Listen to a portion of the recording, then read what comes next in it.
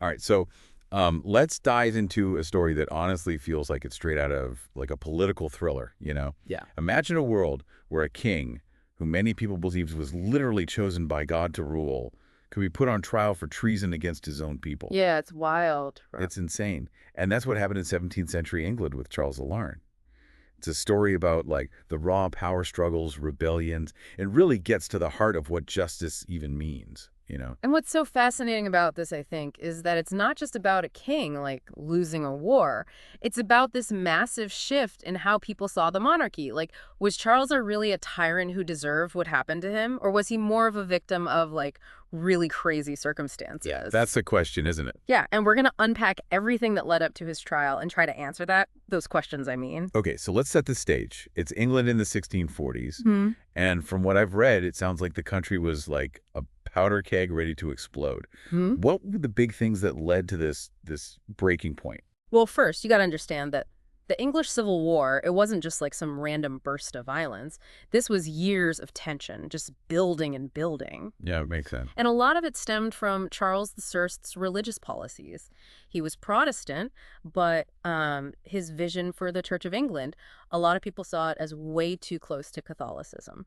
So even though he was Protestant himself, some of his own people thought he was pushing the church in a direction they really hated. Exactly. And it wasn't just an English problem either. This was causing major problems in Scotland and Ireland, too. Yeah. Scotland, especially. They were mostly Calvinist and really against anything that smelled like Catholic influence.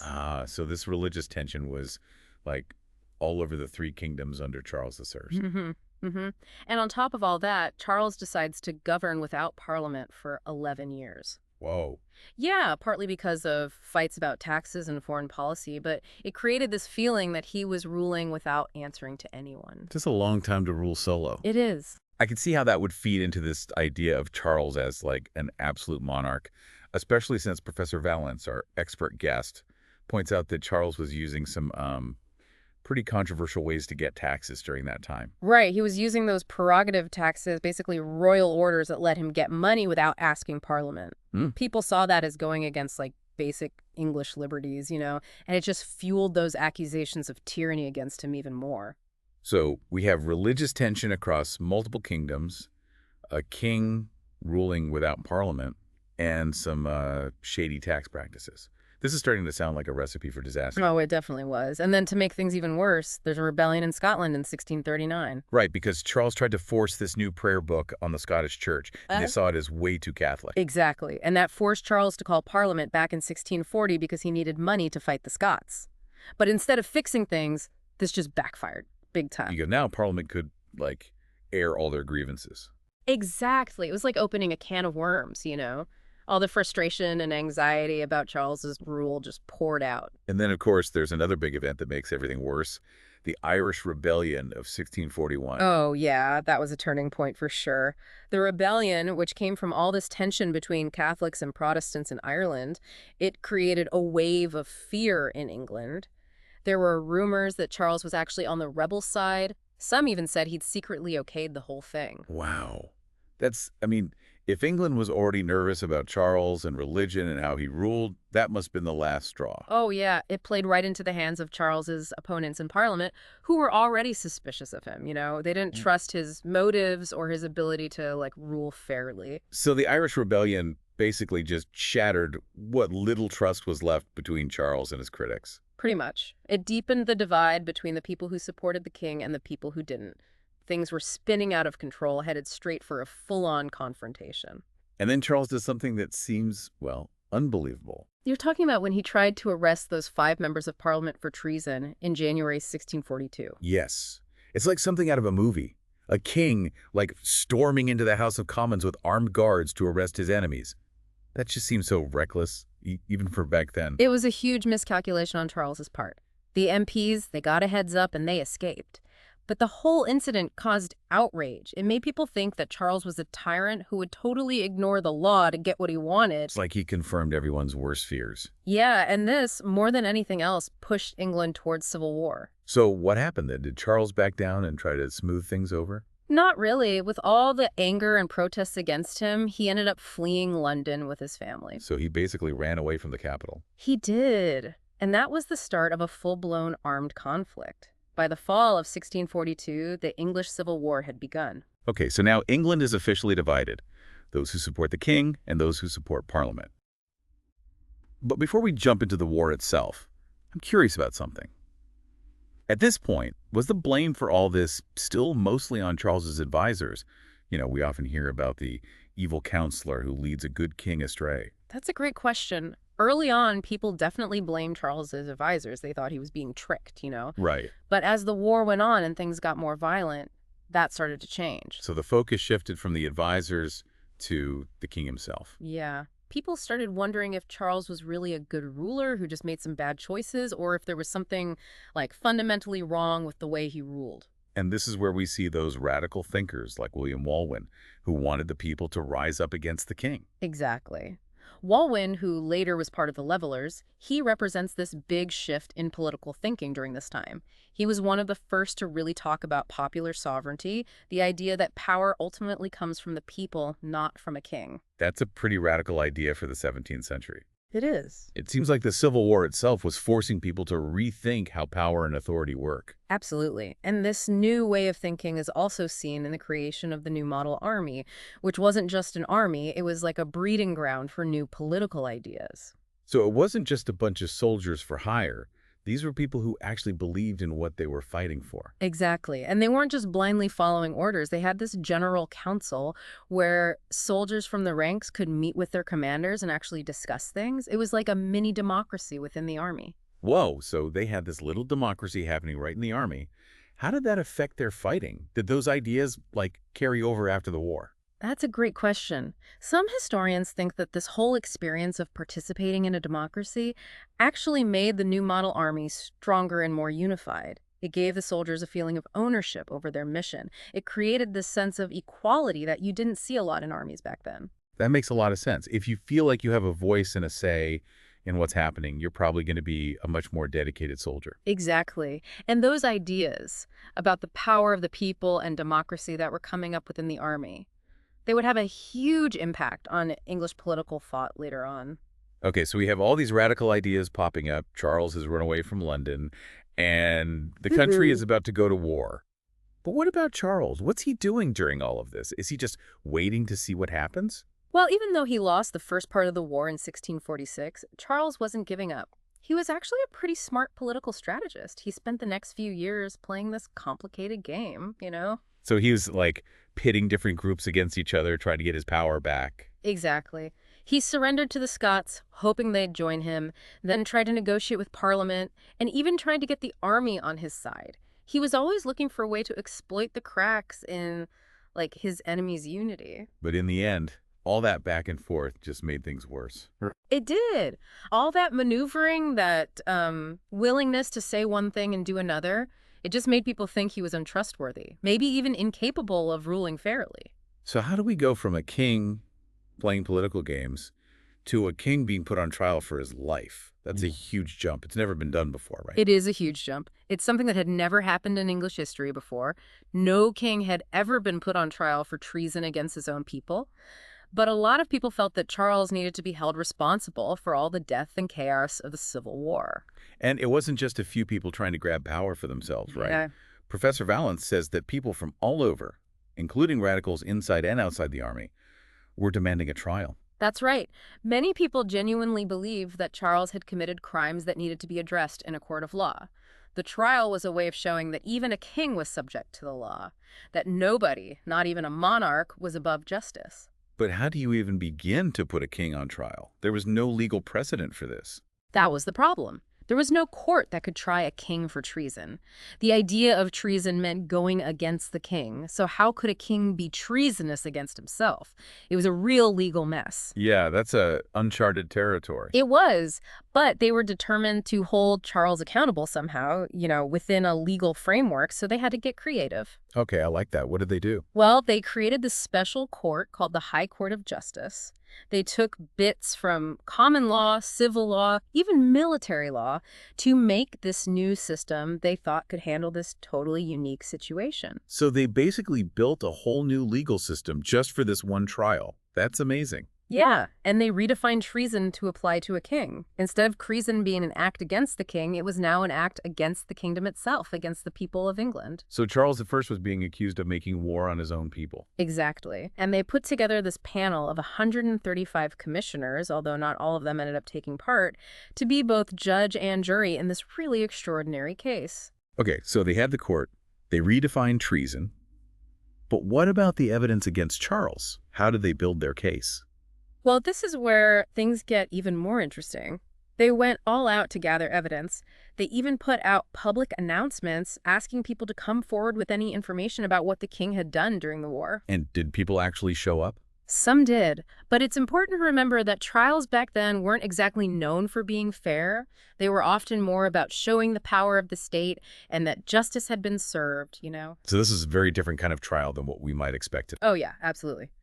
But even with the possibility of bias, they did manage to find a lot of evidence against Charles. And some of it came from some pretty unexpected sources. Oh, tell me about these surprise witnesses they brought in.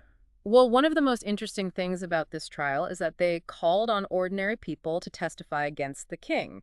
They had a butcher, soldiers, even a former royalist who had switched sides during the war. So it wasn't just high-ranking officials accusing Charles. It was everyday people who had seen what his actions had caused. That's a powerful statement. It was. It challenged the whole social and political order by letting ordinary people publicly accuse the King of England of crimes. It's like something out of a history book. It's crazy. What kind of evidence did these people give? Most of it focused on Charles being present on the battlefield, encouraging violence, and accounts of him being two-faced and untrustworthy. They painted this picture of a king who was not only responsible for the war, but also actively involved in how brutal it was. So they were trying to prove he wasn't just some, distant figurehead, but actually taking part in the violence. Exactly. They wanted to show he was directly responsible for all the death and suffering. Hold on. There's something I don't get. Our sources say that these testimonies were actually heard in private, not in open court. Why would they do that if they wanted the public to support the trial? That's a great question.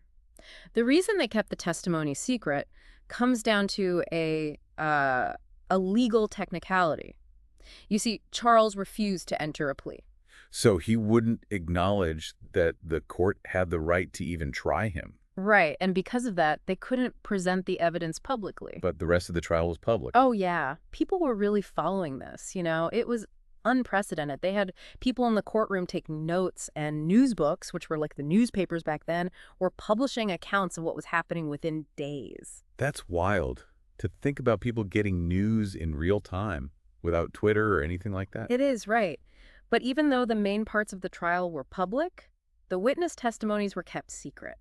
And that brings up some questions about how transparent things were and if there might have been bias. It does. Professor Valance suggests one reason they kept the testimony secret was to hide any connections between the witnesses and the people on the court.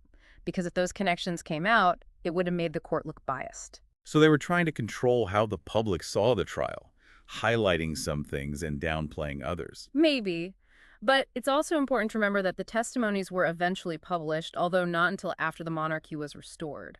And there's this one interesting detail about how they were published. Tell me.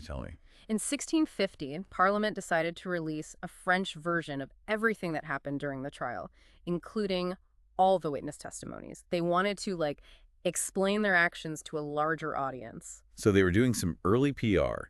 They understood how important it was to shape the narrative, both in England and abroad. Totally. They wanted to show the world that they'd done the right thing by holding Charles accountable for his crimes. It's funny how history repeats itself, isn't it? It is. And the trial itself, with all its legal stuff, political maneuvering, and drama, it became this defining moment in English history. But as interesting as all of this is, there's a big question that's been hanging over us this whole time. Was Charles's death a sure thing from the start?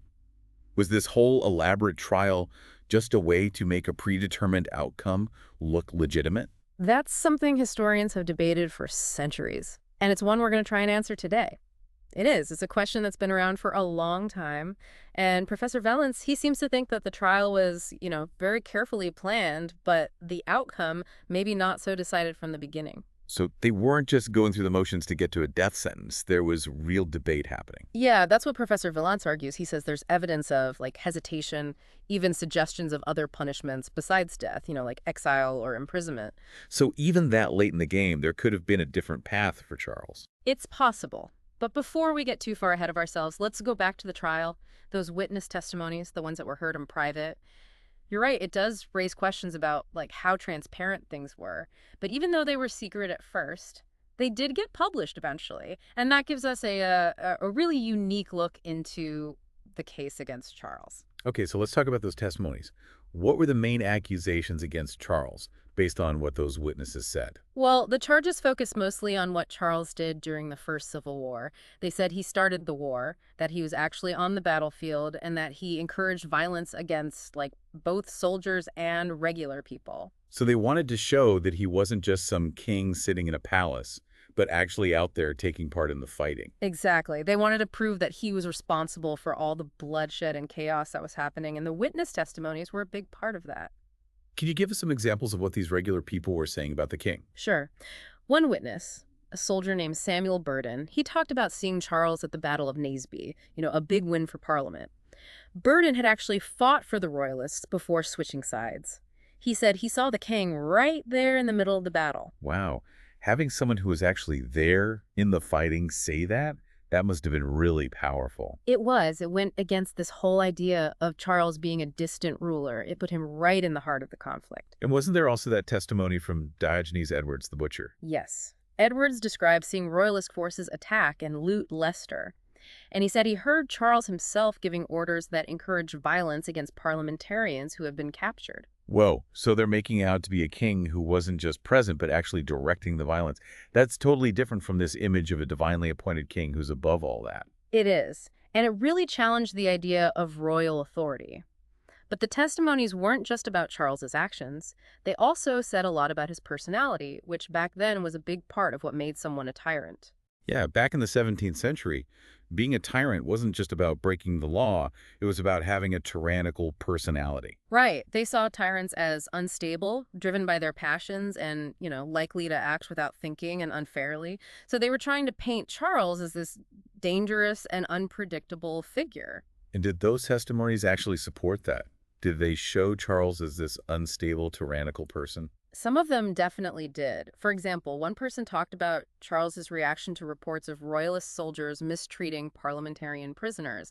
The witness said that Charles just brushed it off and said something like, "I don't care, they're my enemies." That's pretty disturbing. It makes him sound cold and uncaring about the suffering of his own people. It does. And that kind of testimony would have hurt Charles's defense a lot. Other witnesses talked about how two-faced he was, how he'd make promises he didn't keep, and how he was always making shady deals. They were basically saying he couldn't be trusted and shouldn't be king. So they were trying to tear down this whole idea of Charles as a good and righteous king. That's a good way to put it. It was this mix of legal strategy and political messaging. They were giving evidence for the legal charges, but also creating this story that made Charles look like an illegitimate ruler. And one part of the story you hear a lot about is this idea of Charles being a man of blood. Oh yeah, that phrase comes up all the time. It makes it sound like Charles was responsible for tons of bloodshed and violence. But Professor Valance, he says something interesting about how that idea was actually used during the trial. Yeah, he does. He points out that the phrase man of blood isn't used that much in the trial. It's really only mentioned clearly in the closing statement by John Bradshaw, the president of the court. Okay, but didn't Bradshaw use that to justify the death sentence? A lot of people think so, but Professor Valance thinks it's more complicated than that. Bradshaw actually uses the story of King David from the Bible, who, committed adultery and had the woman's husband killed, to talk about guilt, remorse, and forgiveness from God. It's like he's saying to Charles, you've been condemned, but if you truly regret what you did, God will forgive you. So it was more of a moral message than a legal reason. Seems like it. And it shows how religion and politics were all mixed up in this trial. This is all really fascinating. But with all this talk of the trial in the Bible, there's this basic question we haven't answered. Was Charles VI really a tyrant? Or was he, like Professor Valance says, just worse at hiding his tyrannical tendencies than other kings of his time? That's the big question, isn't it? And there's no easy answer. The evidence is complicated, and historians are still arguing about Charles's motivations and what role he played in all of this. So let's try to unpack it. What are the arguments for and against seeing Charles as a tyrant? Well, on one hand, you've got his actions. Ruling without parliament for 11 years, using those shady taxes, trying to force his religion on people, and starting a civil war against his own people. These are all things that fit the definition of a tyrant back then. But just based on what he did, there's a strong case for calling him a tyrant. Yeah, but then there's the argument that most kings back then did similar things, to some degree at least. They might have shut down parliament when it suited them, used their power to go around the law, and crushed anyone who disagreed with them. So was Charles the First just unlucky? Was he just worse at playing the political game than other kings? Maybe.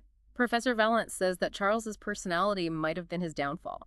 He was stubborn, saw any opposition as a personal attack, and couldn't compromise or admit he was wrong. Those traits made it really hard for him to deal with the politics of his time, and that's ultimately what led to his downfall. So it wasn't just that he was a bad king, he was a bad politician too. Maybe. And in 17th century politics, that could be deadly. And deadly it was. But this brings up another interesting question. If Charles wasn't, like, uniquely tyrannical, what does that say about monarchy itself? That's a good question. It makes you wonder if having a monarchy where all the power is in one person's hands just naturally leads to tyranny, no matter who the king is. It's like asking if absolute power always corrupts, even if the person who has it starts out with good intentions. Exactly. And that's a debate we're still having today. As we think about the limits of power, the importance of checks and balances, and how to balance individual freedom with the good of everyone. Wow, we went from a 17th century trial to a timeless philosophical question. It's all connected. The trial of Charles I wasn't just some event in the past. It was a turning point that made people think about the basics of government, the rights of citizens, and the limits of power. And it's a conversation that we're still having today in different ways. Absolutely. Well, this deep dive has been amazing, but we're not quite done yet. In part 3, we'll talk about the verdict, what happened right after, and the long-term effects of this huge event. Stay tuned. Welcome back to our deep dive. We're picking up where we left off with this wild story of Charles I and, that whole trial that was like nothing anyone had ever seen before. We talked about everything leading up to the English Civil War, what Charles was accused of, and heard from those like everyday people who gave testimony. It's pretty crazy stuff. It is. We've covered a lot of ground. We have. So now we're at the climax of this whole thing, the verdict. Yeah. After all the legal back and forth, gathering evidence and witness testimonies, what did the High Court of Justice decide? Well, on January 27th, 1649, they found Charles I guilty. Guilty of high treason and a bunch of other high crimes, as they called them. So after all that, guilty. Guilty. They basically said he was a tyrant, traitor, murderer, and public enemy. Like, they completely stripped him of any royal power. So they're saying that a king who, to many, was like God's representative on earth, had committed crimes against his own people. That must have been a huge shock back then. It was massive. It was a total change in how people thought about things. A complete rejection of, the idea that kings had absolute power. The verdict, it shook England and it shook all of Europe. It was basically saying that no one, not even a king, was above the law. And what was the sentence? Death. Whoa. No going back after that. Nope, that was it.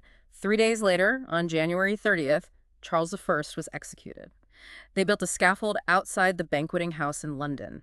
Thousands of people were there to see it. A king put to death by his own people. It's hard to even imagine. It's heavy stuff. What was it like there? How did Charles act in those final moments? Well, most accounts say that he was pretty calm, dignified even. He gave a last speech where he talked about how he still believed in the divine right of kings and worried about what would happen to England now that Parliament was in charge. So even when he was about to die, he still believed in his own authority, even after everyone else had rejected it. Yeah, it's a complicated part of who he was. That unwavering belief in his right to rule might have been what led to his downfall, but it also, shaped how he acted in those last moments. His death obviously had a huge impact on Europe. But what happened in England right away? Did it, fix the problems that had caused the Civil War? Not really. Executing Charles I started a whole new chapter in English history, but it didn't just magically erase all the division in society. It led to the Commonwealth of England, a time when England was a republic, which lasted for about 11 years. So they got rid of the monarchy entirely. That's a big move. It was, and it was a time of a lot of political and religious change. Yeah. Oliver Cromwell, the military leader who was a big part of the Civil War, he became the main guy. He eventually took the title of Lord Protector, basically ruling as a military dictator. But being a republic didn't mean everything was peaceful and perfect, right? No, not at all. England was still really divided, and there were uprisings and rebellions, especially in Scotland and Ireland, which Cromwell put down pretty brutally. So, even without a king, England was still struggling with the same questions about power, authority, and what the government should be able to do. Yeah, exactly. It shows that even huge political shakeups don't always solve the deeper social and political problems that are causing them. So what happened after Cromwell died? Did the Commonwealth keep going? Cromwell died in 1658. His son, Richard, tried to take over, but he wasn't as good a politician or military leader as his dad. Within a year, the Commonwealth collapsed, and in 1660, Charles II, the son of the executed king, was invited back to England to be king again. So the monarchy came back. But I bet things were different after all that. Oh yeah, for sure. The Restoration brought back traditional ways of governing, but what happened with the Civil War and Charles II's execution, that stayed with people. It was a reminder that even a king's power has limits, and what can happen if you push those limits too far. So the trial and execution of Charles Year wasn't just this, dramatic event. It changed the English monarchy forever and had a lasting impact on the country's politics. Absolutely. It made people rethink the relationship between the ruler and the people, sparked debates about what government should be, and in the end led to a monarchy with less power. It's crazy how one event could have such far-reaching consequences. It is. And it shows that even the most powerful systems can be overthrown when people demand accountability and are willing to fight for what they believe in. Well, this has been a really incredible look into a turning point in history, and it's something that still matters today. It makes us think about power, justice, and what government is really all about. Big questions that we're still trying to figure out in different ways, even now. And as we wrap up our deep dive here, we want to leave you with one last thought. What can we learn from this crazy time in English history? How do the issues of power, justice, and accountability, the things that were at the heart of Charles II's trial, still challenge us today? We encourage you to think about those questions and keep exploring these amazing stories that have shaped our world. Until next time, keep learning.